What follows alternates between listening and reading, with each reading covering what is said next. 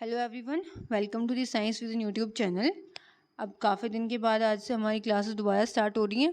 अब मैं थोड़ा बिजी थी, इस वजह से आपकी क्लासेस नहीं हो पा रही थी। Let's start again. और क्लास कैसी लग रही है वो कमेंट्स में आप ज़रूर बताइए। आपको समझ आ रहा है नहीं आ रहा, और आपको स्टडी मटेरियल क्या चाहिए वो भी आप लोग बताइए। और काफ़ी बच्चों की डिमांड थी कि मैम जीएस भी करवाओ। सो आप कमेंट्स में बताओ कि क्या करवाना है जीएस में, उसके अकॉर्डिंग हम लोग आपको करवा देंगे, ठीक है। और क्लास कैसी लग रही है वो भी बताइए। Now start. फर्स्ट क्वेश्चन है हमारा, the power house of energy is cell in. अब देखो फर्स्ट क्वेश्चन ये पूछा हुआ है कि पावर हाउस क्या होता है सेल के अंदर। अब हमारे ऑप्शन है, क्या गोल्जी बॉडीज होती हैं पावर हाउस, क्या माइटोकॉन्ड्रिया होता है, या राइबोसोम्स होते हैं, एंडोप्लाज्मिक रेटिकुलम होता है। अभी जितने भी हैं इनके अलग अलग नेम्स होते हैं। जैसे राइबोसोम, एंडोप्लाज्मिक रेटिकुलम जो है इसका फंक्शन क्या होता है, एंडोप्लाज्मिक रेटिकुलम का फंक्शन होता है ट्रांसपोर्ट करना, ठीक है, कुछ भी ट्रांसपोर्ट का काम होता है। राइबोसोम्स का क्या काम होता है, प्रोटीन सिंथेसिस करने का, ठीक है। गोल्जी बॉडीज का क्या काम होता है, पैकेजिंग का। मुझे उम्मीद है आप लोग साथ में नोटबुक बुक लेके चल रहे होगे, जो भी मैं आपको करवा रही हूँ उसको आप नोट करते हुए चलो। एग्जाम्स में आपकी ये नोट्स जो आज आप बना रहे हो बहुत हेल्प करने वाले हैं, ठीक है। देन अब हमने देखा कि एंडोप्लाज्मिक रेटिकुलम क्या होता है, ट्रांसपोर्ट होता है। राइबोसोम्स क्या काम करते हैं, प्रोटीन सिंथेसिस का। और गोल्जी बॉडीज क्या काम करती होती हैं, पैकेजिंग का। देन हमारे पास ऑप्शन क्या बचता है, माइटोकॉन्ड्रिया। एक हमारे पास ऐसा ऑप्शन बचता होता है, पीछे रिमेनिंग है, जो कि क्या होता है, power house of energy cell is a mitochondria. इसके साथ में माइटोकॉन्ड्रिया से रिलेटेड एक क्वेश्चन हमारे पास ये भी बनता है कि पावर हाउस ऑफ सेल होता है, डबल मेम्ब्रेन स्ट्रक्चर होता है इसका। और डबल मेम्ब्रेन स्ट्रक्चर का मतलब क्या होता है, इसके पास इनर और आउटर दोनों मेम्ब्रेन प्रेजेंट होती हैं। और इसके साथ साथ में जो बहुत मोस्ट इम्पोर्टेंट क्वेश्चन है और इन सब लोगों का फेवरेट क्वेश्चन है कि डीएनए जो होता है ना, खुद का डीएनए होता है किसके पास, माइटोकॉन्ड्रिया के पास खुद का डीएनए होता है। Mitochondria has their own DNA. And एक ऑर्गेनली हमारे पास और होती है जिसके पास खुद का डीएनए होता है, वो होती है प्लास्टिड्स। और मैं यहाँ पे प्लास्टिड्स क्या काम करती होती है, प्लास्टिड्स हेल्प करती है प्रिपरेशन ऑफ फोटोसिंथेसिस परफॉर्म करने में हेल्प करती होती है मेनली। अब देखो नेक्स्ट, प्लास्टिड्स किस में मिलती होती है, प्लास्टिड्स मिलती हैं आपको प्लांट्स के अंदर, प्लास्टिड्स मिलती हैं प्लांट्स के अंदर, ठीक है। आया समझ यहाँ तक। नेक्स्ट क्वेश्चन देखते हैं हम। नेक्स्ट क्वेश्चन है आपका, द ह्यूमन सेल कंटेन्स। अब देखो ह्यूमन सेल के अंदर पूछा हुआ है, ह्यूमन सेल के अंदर कितने क्रोमोसोम्स होते हैं। अब आप लोगों को ये चीज़ तो पता होगी कि ह्यूमन सेल के अंदर कितने क्रोमोसोम होते हैं, 46 क्रोमोसोम्स होते हैं, ठीक है। ह्यूमन सेल के अंदर कितने क्रोमोसोम होते हैं, 46 क्रोमोसोम्स होते हैं जिसके अंदर। और वो जो 46 क्रोमोसोम जो होते हैं वो 23 इन पेयर होते हैं, ठीक है। 23 क्रोमोसोम्स जो होते हैं वो पेयर्स के अंदर होते हैं। और पेयर के अंदर जब होते हैं इसके अंदर भी आगे फर्दर डिवाइड होता है, जो 22 क्रोमोसोम होते हैं। ये बहुत इंपॉर्टेंट क्वेश्चन है, और मतलब इस आप इसको कितने भी स्टार मार्क्स कर सकते हो, ये क्वेश्चन डेफिनेटली एग्जाम में आता होता है। 23 पेयर होते हैं क्रोमोसोम के, भी 46 क्या थे, ऐसे सिंगल क्रोमोसोम्स थे। जब क्रोमोसोम आपका पेयर में आ जाता है उस टाइम पे क्रोमोसोम कैसे होते हैं, तब होते हैं हमारे क्रोमोसोम 23, जिसके अंदर 22 पेयर जो होते हैं वो किसके होते हैं, उसको हम क्या कहते होते हैं, उसको हम ऑटोसोम्स कहते होते हैं, ठीक है। और 1 जो होता है ना, 1 क्रोमोसोम जो होता है उसको हम क्या कहते होते हैं, उसको हम सेक्स क्रोमोसोम कहते होते हैं। और जो सेक्स क्रोमोसोम होता है यही रिस्पॉन्सिबल होता है either A baby is a boy और ए गर्ल, ठीक है। आया समझ। ये अब याद रखना है यहाँ पे कि 22 पेयर क्रोमोसोम जो होते हैं, जो नॉर्मल क्रोमोसोम्स होते हैं उसको हम ऑटोसोम कहते होते हैं। और जो 1 पेयर ऑफ क्रोमोसोम होता है उसको हम क्या कहते होते हैं, उसको हम सेक्स क्रोमोसोम कहते होते हैं, ठीक है। और यही क्रोमोसोम्स, एक चीज़ मैं और बता देती हूँ आप लोगों को, ये क्रोमोसोम जिस टाइम पे सेल डिवाइड होता है उस टाइम पे किसकी फॉर्म में होते हैं, उस टाइम पे क्रोमेटिन की फॉर्म में होते हैं, ठीक है। Now let's start next. Next question पूछा है आप लोगों से कि स्नेक और लिजार्ड जो होते हैं आर एनिमल्स दैट आर, कौन से एनिमल्स होते हैं, क्या वो वार्म ब्लडेड होते हैं, क्या वो कोल्ड ब्लडेड होते हैं या दोनों होते हैं या कुछ नहीं होते इसके अंदर से, नन ऑफ दिस। अब देखो सबसे पहले आपको क्या रिमाइंड करना है, स्नेक एंड लिजार्ड जो होता है, स्नेक्स एंड लिजार्ड्स जो हैं कौन से वाले ग्रुप में आते हैं, वो रेप्टाइल्स वाले ग्रुप में आते हैं। और मैंने शायद पहले वाली क्लास में भी एक्सप्लेन किया था ये किस में आते हैं, रेप्टाइल्स में आते हो। रेप्टाइल्स आप लोगों को ध्यान है कि लिजार्ड क्या होती है, सर्दी के टाइम पे वो छुप जाती है, और जो छिप जाते हैं वो कौन से वाले एनिमल्स होते हैं, जो अपने आप की बॉडी के टेम्परेचर को रेगुलेट नहीं कर पाते, वो कौन से वाले एनिमल्स होते हैं, वो होते हैं हमारे पास कोल्ड ब्लडेड एनिमल्स, ठीक है। और रेप्टाइल्स किस में आते हैं, वो आपके कोल्ड ब्लडेड एनिमल्स में आते हैं, और ये चीज़ आपको याद होनी चाहिए। अब देखो फर्स्ट वाले में भी था इससे रिलेटेड क्वेश्चन और नेक्स्ट में भी था, और जितने भी क्वेश्चन हैं ये सभी PYQs क्वेश्चन हैं, ठीक है ना। सो आप देख सकते हो इनकी कितनी इंपॉर्टेंस है, इनको बहुत अच्छे से कर लेना। आया समझ? वार्म ब्लडेड कौन से वाले होते हैं, जो अपने आप की बॉडी के टेम्परेचर को रेगुलेट कर पाते हैं, और कोल्ड ब्लडेड कौन से वाले एनिमल्स होते हैं, जो अपने बॉडी के टेम्परेचर को रेगुलेट नहीं कर पाते, सर्दी आती है तो उसी टाइम पे क्या हो जाते हैं, छिप जाते हैं। उसमें कौन आते हैं, snake and lizard which are cold blooded animals. Next question, next question आता है आपका जीन से रिलेटेड। अब genetics is the branch of science जो डील करती है किसके साथ में। अब जेनेटिक्स का मतलब समझो तुम लोग पहले, जेनेटिक का मतलब जीन, और जीन्स क्या होते हैं, ट्रांसफ़र होते हैं, ट्रांसफ़र फ्रॉम, ट्रांसफ़र कहाँ से होते हैं, आपके पेरेंट्स से किस में जाते हैं, पेरेंट्स से चाइल्ड में जाते हैं, ऑफस्प्रिंग में जाते हैं, उसको हम क्या कहते हैं, जीन्स कहते हैं।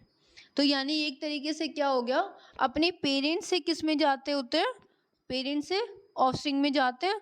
तो इसका मतलब क्या होता है कि जो अपने पेरेंट्स से जो चीज़ें ट्रांसफ़र होती हैं चाइल्ड के अंदर, उसको हम क्या कहते होते हैं, उसको हम इनहेरिटेंस कहते होते हैं।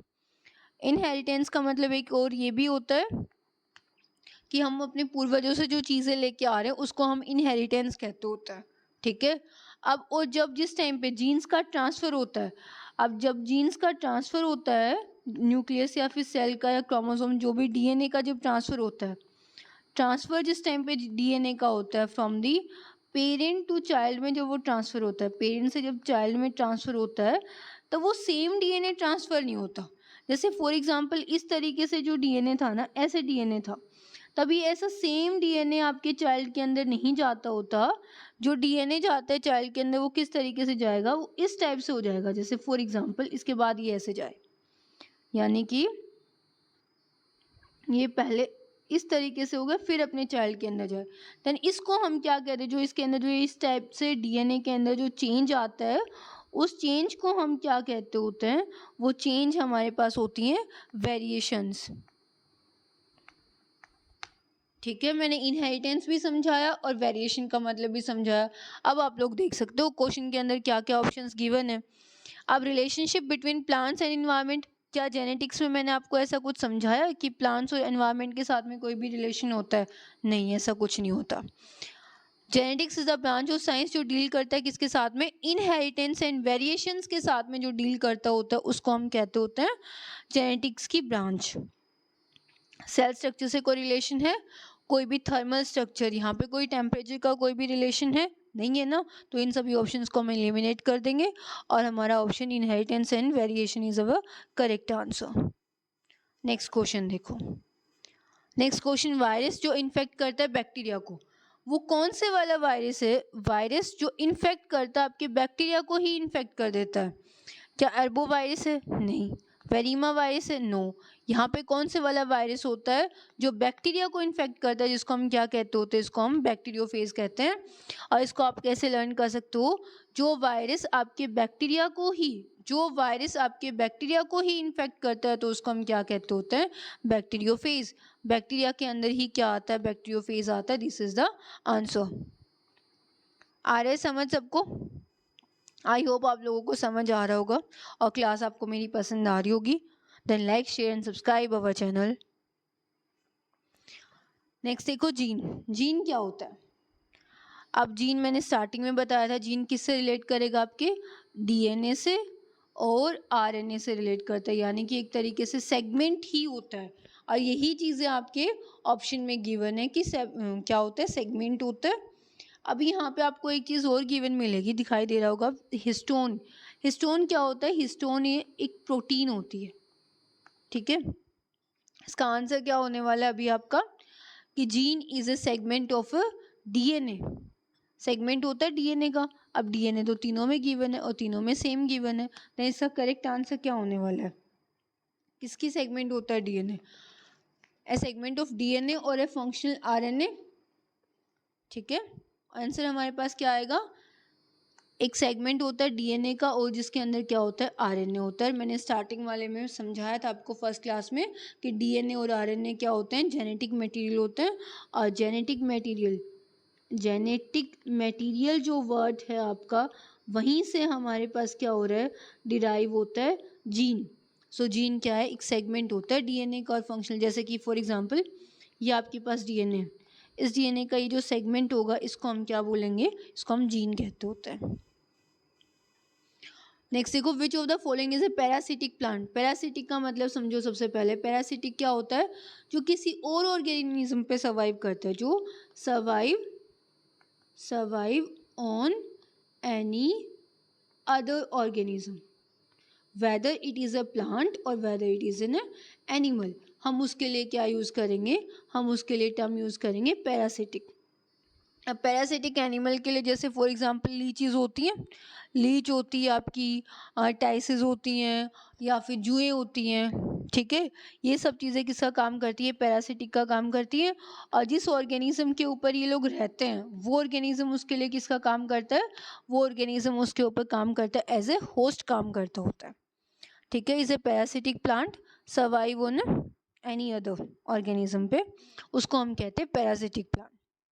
इससे रिलेटेड चलो मैं आपको यहीं बता देती हूँ, ये अलग अलग टाइप की न्यूट्रिशंस होती हैं। ये पैरासिटिक थे, एक हमारे पास जैसे आप लोगों ने पढ़ा है, स्टार्टिंग से पढ़ते हुए आ रहे हैं ना, बोरी हो गए होगे अभी तक तो, ऑटोट्रॉफिक और हिट्रोट्रॉफिक, दो न्यूट्रिशंस होती है।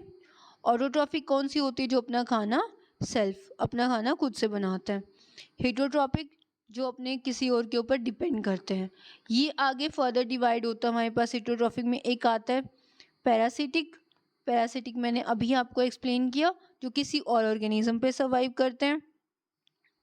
इसके बाद नेक्स्ट जो होता है वो क्या होता है?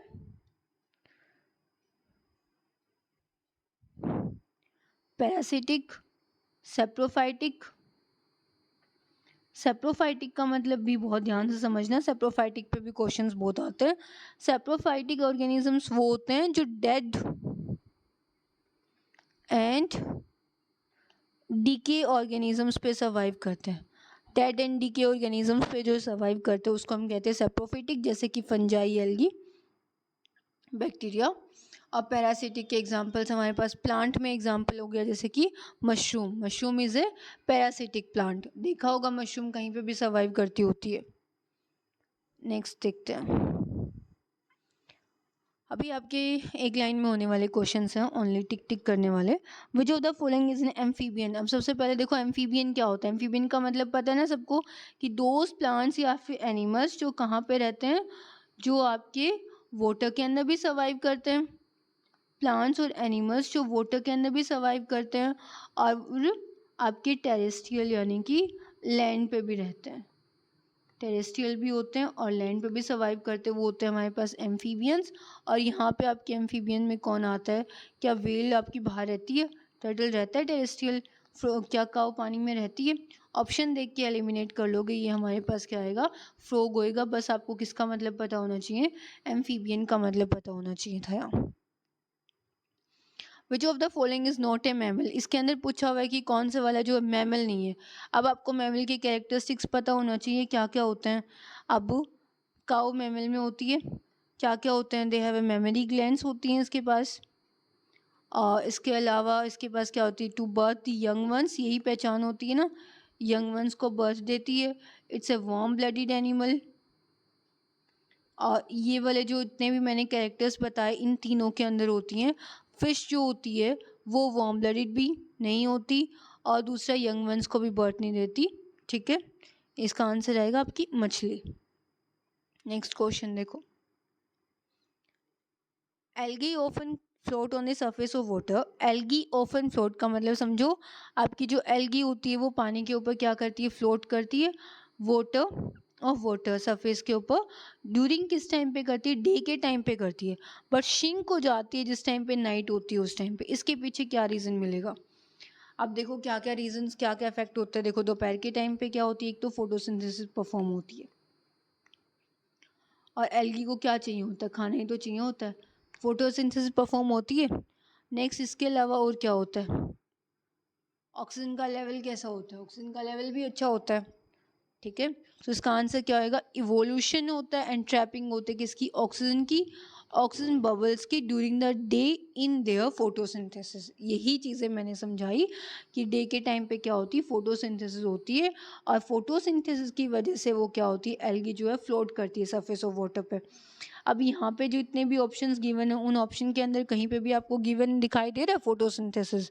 नहीं है ना, देन ये सब लोग क्या हो जाएंगे, वहीं पे कट हो जाएंगे, और इसका जो आंसर आएगा, evolution and trapping oxygen bubble during the day in the photosynthesis. ठीक है, नेक्स्ट देखते हैं। नेक्स्ट क्वेश्चन बहुत इजी है, सोचने की ज़रूरत नहीं होना चाहिए। ये क्वेश्चंस के नंबरिंग में चेंजेस आ रखे हैं, डोंट माइंड इट। एव्स कैसे होता है, एव्स आर कौन से वाले हैं, एव्स रेप्टाइल से पहले आते हैं बाद में आते हैं, एव्स जो है रेप्टाइल्स के बाद आते हैं, और रेप्टाइल्स पे ही ख़त्म हो जाते हैं हमारे वार्म ब्लडेड एनिमल्स, सॉरी जो कोल्ड ब्लडेड एनिमल्स जो होते हैं उनका ग्रुप जो है, कोल्ड ब्लडेड जो एनिमल्स हैं उनका ग्रुप लास्ट कहाँ तक होता है, रेप्टाइल्स तक होता है। आफ्टर रेप्टाइल्स के बाद क्या होता है, ये ख़त्म हो जाते हैं, रेप्टाइल्स के बाद ये लोग नहीं आते होते हैं। कौन नहीं आते, कोल्ड ब्लडेड नहीं आते। अब एव्स क्या है, एव्स में हमारे आते हैं सभी बर्ड्स को बोला जाता है, बर्ड्स किस में आते हैं, एव्स में आते हैं। यहाँ पे आंसर क्या है, एव्स कैसे होते हैं, they are warm blooded animals. ठीक है, नेक्स्ट क्वेश्चन है, बैक्टीरिया और फंजाई जो होते हैं डेवलप करते हैं, अभी मैंने बताया था, आप लोगों को ध्यान होना चाहिए, बैक्टीरिया और फंजाई जो है किसके ऊपर डेवलप करते हैं, डेड एंड डिकेइंग ऑर्गेनिजम्स पे करते हैं, और उन ऑर्गेनिज्म को हम क्या कहते हैं, अभी मैंने बताया था ना, जो मैं आपको एमसीक्यूज जो भी बता रही हूँ, एक्सप्लेन कर रही हूँ ना क्वेश्चंस के अंदर, उनको अच्छे से आप लोग नोट्स बना लो, वो बहुत इंपॉर्टेंट है, जो ऑप्शन से भी आपके नेक्स्ट क्वेश्चन सोल्व हो जाएंगे। पैरासिटिक मैंने अभी बताई। अब कॉम्युनल्स जो होता है, ये एक रिलेशनशिप होता है जिसके अंदर क्या होता है, दोनों को बेनिफिट होता है, both are in a positive positive.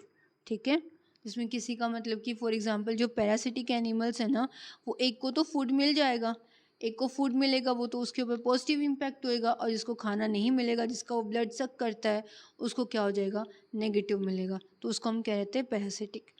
कॉम्युनल्सन कौन सा होता है, जिसमें दोनों पॉजिटिव पॉजिटिव होता है। सिम्बायोट्स जो है वो कहीं ना कहीं कॉम्युनल्स का ही एग्जाम्पल है। सिम्बायोट्स में क्या होता है, एल्गी और आपकी जो फंजाई होती है, ये दोनों साथ में रहती हैं, एल्गी और फंजाई दोनों साथ में रहती हैं, रिलेशनशिप में रहती हैं, जिसको हम क्या कहते हैं, सिम्बायोसिस और सिम्बायोट्स। ये एल्गी जो होती है रिस्पॉन्सिबल होती है किसके लिए, algae is responsible for the preparation of food, और फंजाई इसको क्या करती होती है, ये खाना बनाने के लिए इसको मिनरल्स और वाटर प्रोवाइड करवाती होती है। ठीक है, आया समझ। नेक्स्ट क्वेश्चन देखते हैं अभी। Bacteria can leave in A cold climate for, अब देखो बैक्टीरिया कोल्ड क्लाइमेट में कितने टाइम तक रह सकता है, बैक्टीरिया जो है वो कोल्ड क्लाइमेट के अंदर ऑलमोस्ट मैनी ईयर्स तक रह सकता है, इसके ऊपर कोई बाउंडेशन नहीं है कि सिर्फ इतने टाइम तक ही रहने वाला है। ठीक है, और इसको हम क्या कहते हैं, जो कितने टाइम तक कौन से वाला ऑर्गेनिज्म सर्वाइव करता है, जिंदा रहता है, उसको हम कहते हैं लाइफ स्पेन। और जो लाइफ स्पेन होता है ना, वो कभी भी किसी के ऊपर साइज़ के अकॉर्डिंग नहीं काम करता होता, साइज़ देख के काम नहीं करता होता, बिकॉज आप कंपैरिजन ले सकते हो, एक साइड आपके पास क्रो है और दूसरी साइड आपके पास पैरेट है, दोनों क्या होते हैं, सेम साइज़ के होते हैं, सेम फंक्शन होता है, दोनों फ्लाई करने का काम करते हैं, दोनों बर्ड्स हैं, बट क्रो की जो मैक्सिमम लाइफ स्पेन है, यानी कि क्रो कितने ईयर्स तक ज़िंदा रहता है, 20 ईयर्स तक, और जो पैरेट होता है ये 140 ईयर्स तक। देन आप देख सकते हो साइज़ का क्या कंपेरिजन है, साइज़ का कोई सॉरी साइज़ का कोई भी किसी भी तरीके का कंपैरिजन नहीं है इनके अंदर, और इसको हम लाइफ स्पेन कहते हैं। नेक्स्ट क्वेश्चन देखो, bacteria having a flagella all over the body are called. Flagella क्या होता है? एक ऐसा थ्रेड लाइक स्ट्रक्चर होता है सिंगल, जो इनकी किस में हेल्प करता है? मूवमेंट में भी हेल्प करता होता है। किससे बना होता है? प्रोटीन से बना होता है। आया समझ? किससे बना होता है? प्रोटीन से बना होता है। और किस में काम करता होता है? ये फ्लैजिला जो होता है ये मूवमेंट में काम करता होता है प्लांट्स के।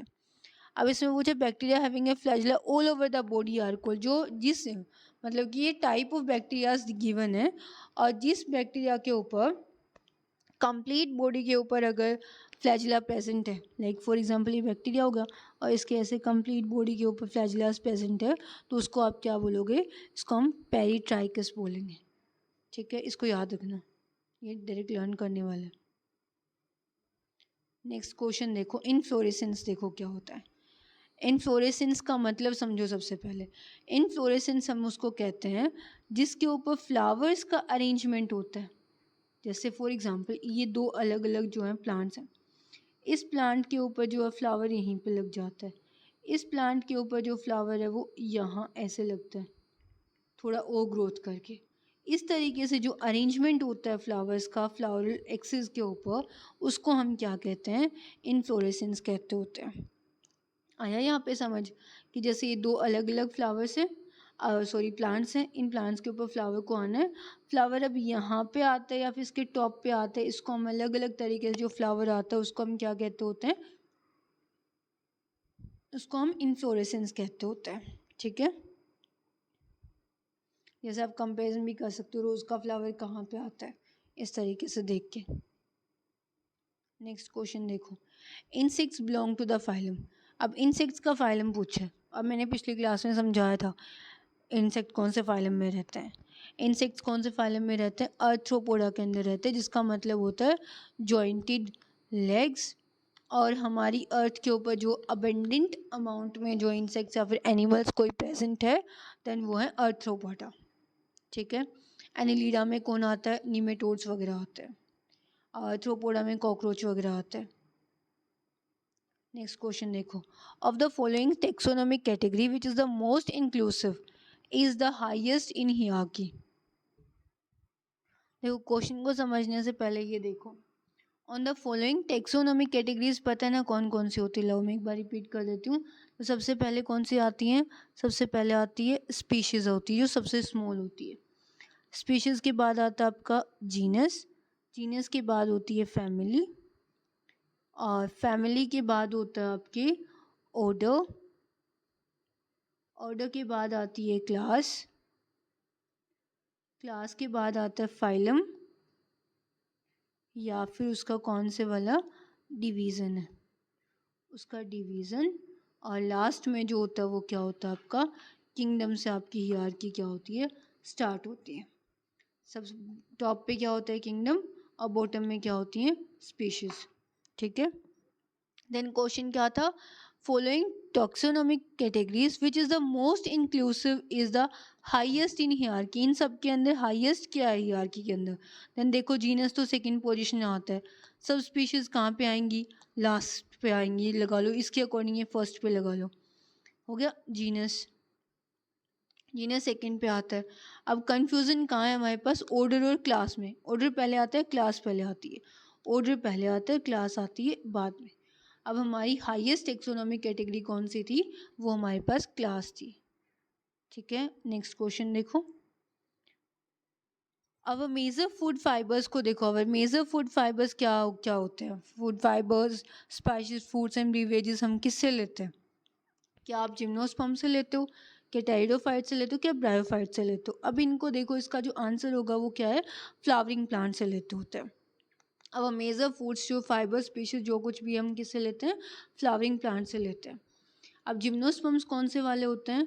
जो किसके पास क्या होते हैं? नेक्ड सीड्स होते हैं, जिसमें हमारे पास क्या क्या आता है? नेक्ड सीड्स, और जिसमें हमारे पास आता है cycas, cycas and Pinus.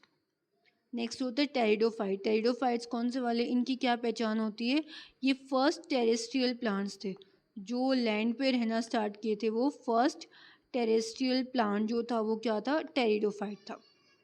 Next आता है ब्रायोफाइट्स। इसके एग्जाम्पल में इसमें कौन आएगा? टेरिडोफाइट्स के एग्जाम्पल में कौन आता है?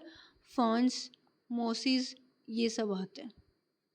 ब्रायोफाइट के एग्जाम्पल में कौन आता होता है? ब्रायोफाइट्स के एग्जाम्पल में आता है मार्केंशिया। ब्रायोफाइलम होते कौन है? ब्रायोफाइट्स भी कैसा काम करते हैं? They act as a amphibians of, amphibians होते किसके? एम्फीबियंस ऑफ प्लांट किंगडम के एम्फीबियंस होते हैं। ठीक है, प्लांट किंगडम के एम्फीबियंस होते हैं जो कि ना ही लैंड पे भी रहते होते हो, जो पानी में भी रहते होते हैं। आया समझ? नेक्स्ट क्वेश्चन देखो। एक साइकिल कंसिस्ट करती है, जो सेल साइकिल होती है उसके अंदर क्या क्या चीज़ें होती है? देखो, सेल साइकिल के अंदर एक होती है माइटोसिस, एक होता है मियोसिस। माइटोसिस जो होती है माइटोसिस और मियोसिस दोनों क्या हैं? तरीके हैं आपके सेल के डिवाइड होने के। जो आपकी पूरी बॉडी की जो ग्रोथ हो रखी है वो कहीं ना कहीं सेल के डिवाइड होने पे ही हो रखी है। अब वो दो तरीके की ग्रोथ होती है, एक होती है माइटोसिस, एक होती है मियोसिस। हम माइटोसिस को जो कहते हैं वो क्या होती है? इक्वेशनल डिवीज़न होती है। इक्वेशनल डिवीज़न का मतलब क्या होता है कि इसमें जो नंबर ऑफ सेल्स बनते हैं वो इक्वल बनते हैं। जैसे एक सेल था, जैसे एक सेल से दो सेल्स, दो से आगे फर्दर, इस तरीके से बनते रहते हैं। बट जो मियोसिस होती है ये रिडक्शनल डिवीज़न होती है, रिडक्शनल डिवीज़न होती है। ठीक है, जिसके अंदर फॉर एग्जांपल ये एक सेल था, इससे क्या होता है, ये दो सेल्स बने, अब ये वाला डीजनरेट हो जाएगा, ये आगे फर्दर दो सेल बनाएगा, फिर इसी तरीके से आगे फर्दर ये साइकिल चलती रहती है। माइटोसिस होता है आपकी पूरी बॉडी के सेल्स के अंदर, कंप्लीट बॉडी में माइटोसिस प्रेजेंट। कंप्लीट बॉडी के अंदर क्या होता है? आपका माइटोसिस जो होता है वो परफॉर्म होता है। वहीं पे जो मियोसिस है उसके अंदर क्या, मियोसिस कहाँ पे होता है? मियोसिस होती है आपकी जर्म सेल के अंदर, एंड सोमेटिक सेल्स भी बोल सकते हो। सोमेटिक सेल्स को ही हम लोग जर्म सेल कहते होते हैं, सोमेटिक सेल के अंदर। ठीक है, इसका आंसर क्या है? ए सेल साइकिल कंसिस्ट ऑफ, क्या क्या होता है सेल साइकिल के अंदर? एक इंटरफेस होता है, एक माइटोसिस होता है। इंटरफेस एंड माइटोसिस इसका आंसर होने वाला है। अभी मैंने दोनों समझा है। माइटोसिस जो होता है इक्वेशनल डिवीज़न होता है और हमारी पूरी बॉडी के अंदर परफॉर्म होता है। नेक्स्ट क्वेश्चन देखते हैं। जीन्स को कंट्रोल कौन करता है? अब जीन किससे बना होता है? जीन को कंट्रोल जो करता